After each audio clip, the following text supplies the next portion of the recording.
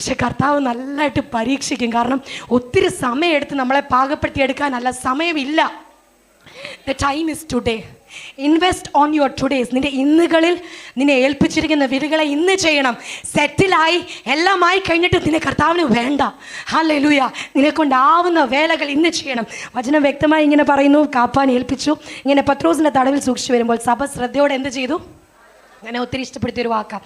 സഭ പ്രാർത്ഥിച്ചു എന്ന് പറയാമായിരുന്നു. പക്ഷേ പപ്പ എന്നോട് എപ്പോഴും പറയും, വചനം എല്ലാ വാക്കും ശ്രദ്ധിക്കണമെന്ന്. സഭ എങ്ങനെയാണ് പ്രാർത്ഥിച്ചേ? ലെസ്സി ഒന്നും പ്രാർത്ഥിച്ചിട്ട് കാര്യമില്ല. പാസ്റ്റർ ഇവിടെ വന്ന് അനൗൺസ് ചെയ്തപ്പോൾ എനിക്ക് ഭയങ്കര I was challenged by the prayer request. You know why? Because I as a doctor believe that you should literally allow Jesus to work in your life. നിങ്ങൾ ക്രിസ്തുവിനെ കർത്താവിനെ വർക്ക് ചെയ്യാൻ അനുവദിച്ചാൽ നിങ്ങളുടെ ഫെയ്ത്ത് അറിഞ്ഞ് അവൻ നിങ്ങളുടെ മേൽ വർക്ക് ചെയ്യും.